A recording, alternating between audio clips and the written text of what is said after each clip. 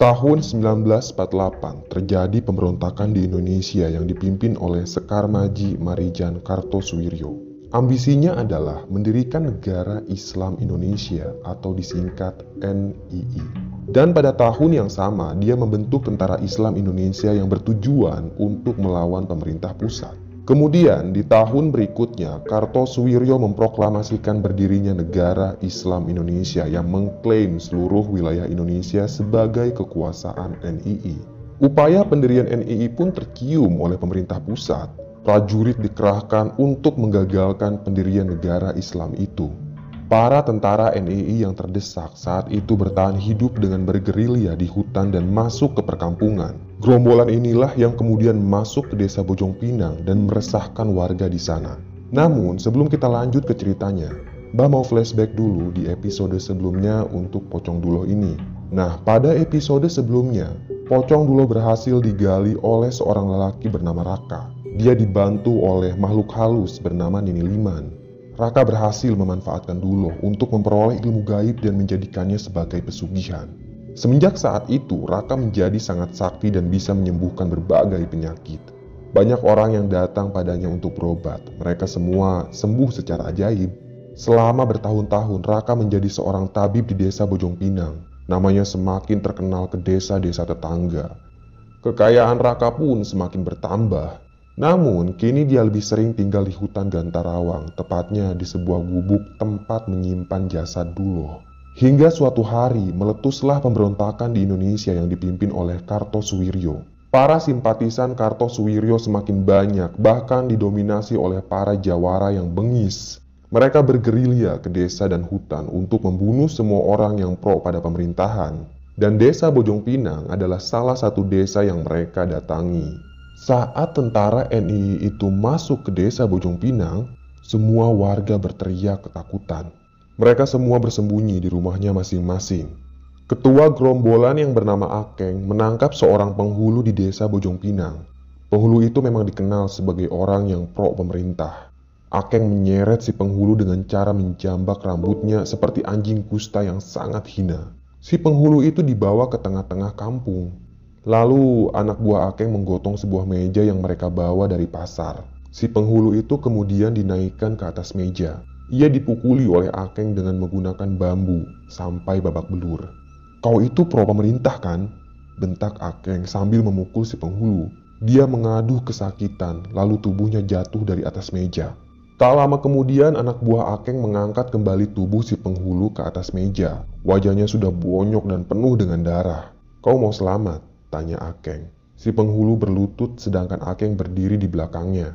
"Iya tuan, ampunkan saya," rintih si penghulu. Kata-kata yang keluar dari mulutnya sudah tidak terlalu jelas karena bibirnya jontor. "Nah, kalau kau mau selamat, coba teriak seperti ini. 'Hidup negara Islam Indonesia,'" kata Akeng sambil menatap langit. Tapi si penghulu ini diam saja. Dia memang tidak mau mengakui berdirinya NII. Perlahan si penghulu mengepalkan tangannya, lalu ia angkat ke udara. "Hidup Indonesia!" teriak si penghulu dengan lantang dan keras. Dia memang teguh pendirian dan tidak mau mengakui adanya negara Islam Indonesia. Tentu saja hal itu membuat Akeng marah. Dia langsung mencabut golok dari serangkanya, lalu menebas leher si penghulu. Golok itu sangat tajam, maka dengan sekali tebasan saja, leher si penghulu seketika putus. Kepalanya menggelinding jatuh dari atas meja. Darah muncrat kemana-mana, bahkan membasahi wajahnya Akeng. Si Akeng ini memang sudah gelap hati. Dia tidak jijik dengan darah yang muncrat ke wajahnya. Akeng malah menjilat percikan darah di sekeliling bibirnya itu. Warga yang mengintip dari celah bilik rumah bergidik ngeri melihat manusia dipenggal seperti ayam. Tak ada satupun dari mereka yang berani keluar dari rumah. Jumlah gerombolan itu sangat banyak, sehingga tidak ada warga yang berani berontak. "Semua warga, kuperintahkan untuk kumpul sekarang juga," teriak Akeng. Golok yang bersimbah darah masih ia pegang. Tapi tidak ada yang menghiraukan perintah Akeng. Semua orang tetap bersembunyi di dalam rumahnya masing-masing. "Sekali lagi, kalau kalian tidak mau kumpul di depanku, maka aku akan bakar rumah kalian," teriak Akeng. Seketika saja warga keluar dari rumah dengan raut wajah ketakutan. Mereka semua tertunduk sambil sesekali melirik pada Akeng yang sedang memegang golok. Warga kampung dikumpulkan, mereka duduk di atas tanah. "Ini namanya kampung apa?" tanya Akeng pada salah satu warga. "Kampung Babakan," kata seorang lelaki dengan terbata-bata. "Kalau desanya desa apa?" "Ini desa Bojong Pinang, Tuan," jawab lelaki itu. "Ada berapa kampung di desa ini?" Akeng kembali bertanya. "Cuma 3, Tuan," jawab lelaki itu. "Kalian semua menyebar ke kampung lainnya, kumpulkan semua orang di desa ini," pinta Akeng pada anak buahnya sambil mengarahkan golok. Anak buah Akeng menyebar ke perkampungan yang ada di desa Bojong Pinang. Mereka pun berhasil mengumpulkan semua warga desa Bojong Pinang. Dan di antara warga itu, ada seorang lelaki yang berani menentang para gerombolan. Dia adalah Ojot, salah satu ketua kampung. Ojot marah-marah sambil memaki para gerombolan. Ia pun dipukuli sampai babak belur lalu diseret menghadap Akeng. Ojot dinaikkan ke atas meja. Ia dipaksa berlutut di hadapan Akeng. Bukannya takut, Ojot malah tertawa terbahak-bahak. "Kalian semua masuk ke desa yang salah. Ini desa pocong. Kalian semua akan mati," kata Ojot. Si Ojot ini memang dekat dengan Raka. Dia bahkan sudah pernah melihat jasad Duloh yang disimpan dalam gubuk. Mendengar kesaksian Ojot, si Akeng malah tertawa terbahak-bahak. "Apa katanya? Dia bilang di desa ini ada pocong," kata Akeng sambil terus tertawa sampai mengeluarkan air mata. Setelah itu, Akeng langsung menebas leher Ojot dari belakang. Semua orang yang melihat kejadian itu berteriak sambil menangis. Setelah kepala Ojot putus, Akeng menendang tubuh lelaki itu sampai jatuh dari atas meja.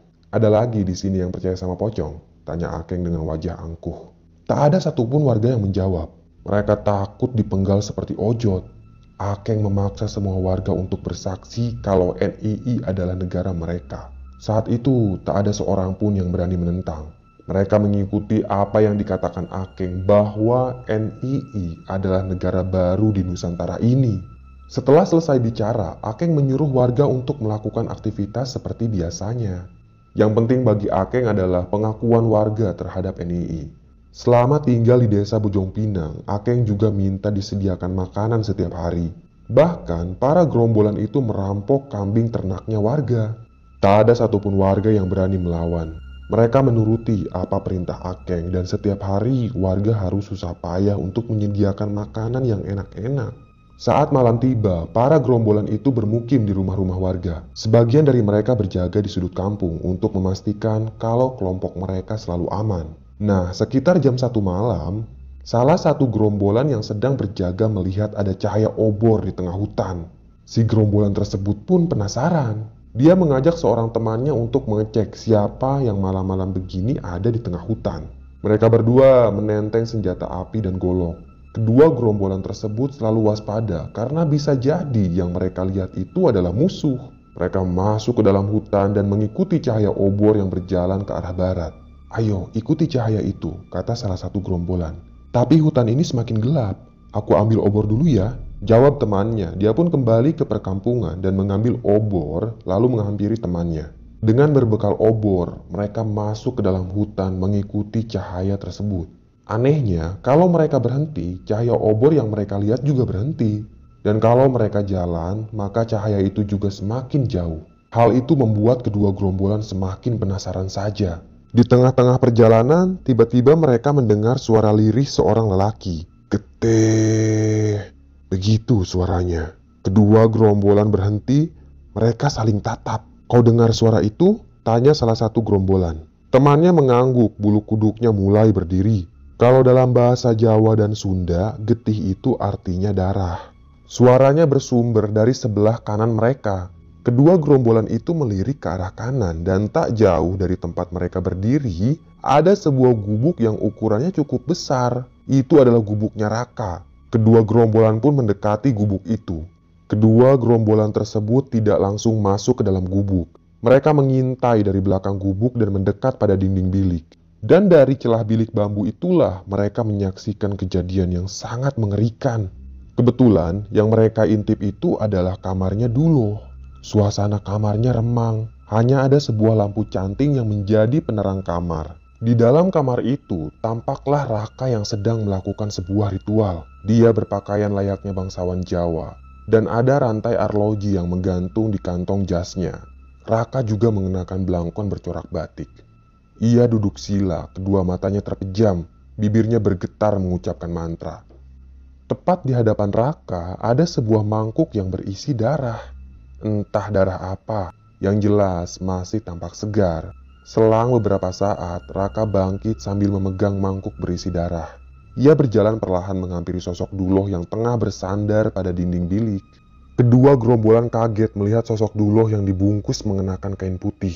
Wajah Duloh tampak sangat pucat, namun tidak membusuk. Ilmu Pancasona yang dimiliki Duloh membuat tubuhnya tidak bisa membusuk. Kedua mata Duloh terpejam, tapi mulutnya terus mengucapkan kata getih yang terdengar lirih dan mengerikan. Raka mengguyurkan semangkuk darah tepat di kepalanya Duloh. Saat itu juga Duloh bergetar. Kedua matanya melotot dan bola matanya hitam semua. Duloh meraung, suaranya menggema di langit. "Ayo kita pergi dari sini," ajak salah seorang gerombolan pada temannya. Namun saat mereka akan pulang, entah kenapa kedua kaki mereka seperti dipaku ke tanah. Mereka tidak bisa bergerak sama sekali. Kedua gerombolan tersebut panik. Mereka mengintip kembali pada celah bilik, namun Raka dan Duloh menghilang entah kemana. Kamar itu kosong seperti tidak berpenghuni. Saat mereka berdua sedang berusaha menggerakkan kedua kakinya, tiba-tiba saja ada yang meludahi kepala mereka dari atas. Ludah itu sangat bau busuk. Bahkan kedua gerombolan sempat muntah mencium bau busuk itu. Dan ketika mereka mendongak ke langit, ada sosok Duloh yang sedang melayang tepat di atas kepala mereka. Jelas sekali penampakan itu membuat gerombolan ketakutan. Mereka ingin lari tapi tidak bisa. Si gerombolan yang memegang senjata api, dia langsung menembak Duloh berkali-kali. Tapi tidak mempan, bahkan peluru itu seperti menembus awan yang melintas begitu saja ketika mengenai si Duloh. Dan tak lama berselang, kepala mereka terasa sangat panas. Mereka berteriak sambil memegangi kepala yang seperti dibakar. Entah apa yang terjadi selanjutnya. Yang jelas, keesokan paginya jasad kedua gerombolan itu tergeletak di tengah-tengah kampung. Kepala mereka membusuk, rambutnya juga rontok. Melihat anak buahnya mati, Akeng pun ngamuk. Dia mengumpulkan seluruh warga untuk mencari pelaku pembunuhan ini. Jelas saja tidak satupun warga yang mau ngaku, dan memang pelakunya bukanlah warga desa Bojong Pinang. Karena tidak ada yang mau ngaku, Akeng pun menarik seorang lelaki tua dan mengancam akan membunuh lelaki itu. Semua wanita yang kumpul saat itu menangis, mereka sangat ketakutan. Akhirnya ada seorang nenek-nenek yang berdiri.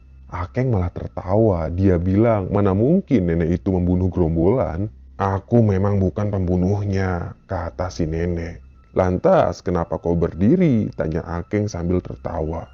"Yang membunuh teman kau itu adalah Pocong," kata si nenek dengan raut wajah datar. Akeng lagi-lagi tidak percaya pada perkataan si nenek.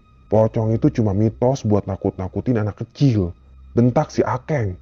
"Pocong bukanlah mitos, dia benar-benar ada. Dan kalian sudah membuatnya marah," kata si nenek. Dan tak lama kemudian datanglah hembusan angin yang tak terlalu kencang namun memberi kesan akan kehadiran makhluk gaib. Akeng terdiam sesaat. Dia lalu melepaskan si lelaki tua dari cengkramannya dan menghampiri si nenek.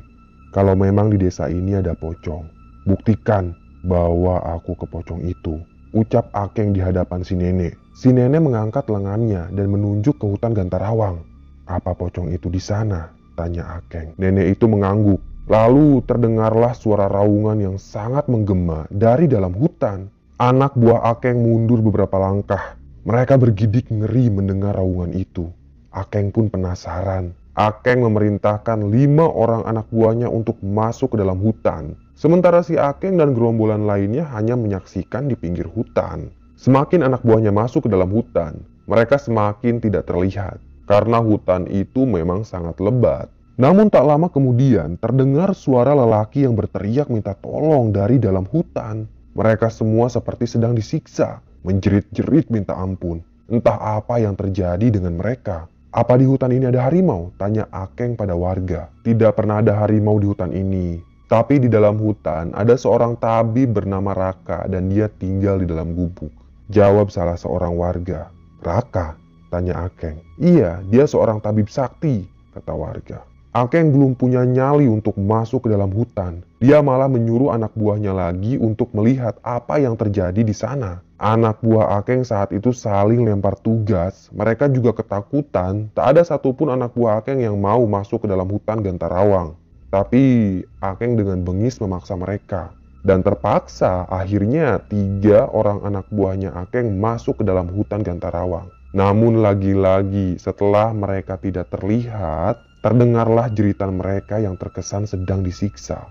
Lalu jeritan itu hilang begitu saja dan semua anak buah Akeng yang masuk ke dalam hutan tak kunjung kembali. "Bagaimana ini?" tanya anak buahnya Akeng. "Kita serang rame-rame saja," jawab Akeng. Akeng menyuruh semua anak buahnya untuk mengeluarkan senjata yang mereka punya. Bagi gerombolan yang memegang senjata api, mereka berjalan di barisan paling depan. Perlahan, para gerombolan itu masuk ke dalam hutan Gantarawang. Semakin mereka masuk, maka suasana semakin remang karena pepohonan di hutan itu sangat besar dan daunnya juga rindang. Di tengah-tengah perjalanan, salah satu anak buah Akeng berteriak. Ada yang menarik kaki gerombolan itu. Ia pun terseret masuk ke dalam semak-semak. Lalu ada darah yang muncrat dari balik semak-semak. Semua gerombolan langsung mundur beberapa langkah. Mereka semua panik.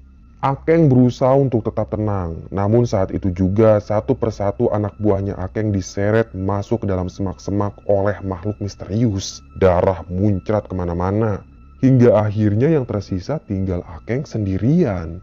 Napas Akeng terengah-engah, dia mulai ketakutan. Dia lari sekuat tenaga menuju desa Bojong Pinang. Namun anehnya, semakin Akeng lari, dia malah semakin tersesat. Seharian Akeng berusaha menemukan jalan keluar dari hutan Gantarawang. Namun usahanya itu sia-sia. Akeng merasa dia hanya berputar-putar saja di tempat yang sama. Malam pun tiba sementara Akeng masih tersesat di hutan Gantarawang. Dia berhenti di bawah pohon besar karena melihat sebuah gubuk. Tepat di depan gubuk itu ada obor yang ditancapkan. Akeng pun merasa lega karena ternyata ada warga yang tinggal di tengah hutan seperti ini. Buru-buru dia menghampiri gubuk tersebut. Tanpa mengetuk pintu, Akeng langsung menerobos masuk. Tak ada siapa-siapa di dalam gubuk. Namun ia melihat ada 2 kamar yang pintunya ditutup rapat. Kemudian terdengarlah suara lirih dari dalam kamar. Akeng melangkah perlahan. Dia sangat waspada. Golok di tangan kanannya siap menebas siapapun yang menyerangnya. Akeng mengintip dari celah pintu bambu itu. Dan dia sangat terkejut dengan apa yang dilihatnya. Di dalam kamar itu ada tumpukan mayat anak buahnya Akeng. Mayat itu satu persatu digerogoti oleh Pocong Duloh. Akeng mundur beberapa langkah. Dia hendak keluar dari gubuk tersebut, namun pintu gubuknya tertutup sendiri. Dia pun berusaha mendobrak pintu gubuk tersebut dengan sebuah golok yang ia punya. Namun sebelum Akeng berhasil keluar, pintu kamar Duloh terbuka perlahan. Akeng menoleh dengan wajah ketakutan. "Getih!" Suara lirih terdengar kembali dari dalam kamar Duloh. Selanjutnya entah apa yang terjadi, yang jelas Akeng berteriak seperti sedang disiksa. Darah muncrat ke dinding bilik. Beberapa saat kemudian, teriakan Akeng tak terdengar lagi. Dia pasti sudah tewas. Sosok Raka keluar dari gubuk itu. Dia masih berpakaian seperti bangsawan. Namun pada jas hitamnya itu ada bercak darah. Raka berdiri di depan gubuknya, kedua tangannya di belakang punggung. Ia pun mendongak ke langit, tatap wajahnya santai dan datar. Kekuatan gaib yang dimiliki Raka semakin besar dan buas. Dia bukan hanya bisa mengobati orang sakit, tapi Raka juga bisa membunuh orang dengan kekuatan Duloh yang ia kuasai. Walau sekarang Raka sudah menguasai ilmu gaib, namun masih ada pertanyaan yang tak bisa ia jawab. Pertanyaan itu adalah, siapa yang menyantet kedua orang tuanya dulu? Raka yakin kedua orang tuanya itu mati kena santet. Tapi siapa pelakunya? Apakah dia masih hidup? Raka masuk kembali ke dalam gubuknya lalu membaringkan diri di atas tempat tidur. Ia memejamkan mata mencoba untuk tidur. Sesekali Raka mendengar suara Pocong Duloh yang sedang lahap menyantap para gerombolan. Dan keesokan paginya, ada warga yang menemukan kepala Akeng tergeletak di tengah-tengah jalan. Bukannya dikubur, warga malah menancapkan kepala Akeng pada sebuah bambu runcing. Lalu kepala gerombolan itu dipajang tepat di pinggir gapura desa Bojong Pinang. Warga melakukan itu karena mereka kesal terhadap ulah si gerombolan. Setelah para gerombolan itu dibunuh oleh Pocong Duloh, desa Bojong Pinang kembali aman. Mereka pun beraktivitas seperti sedia kala. Selesai.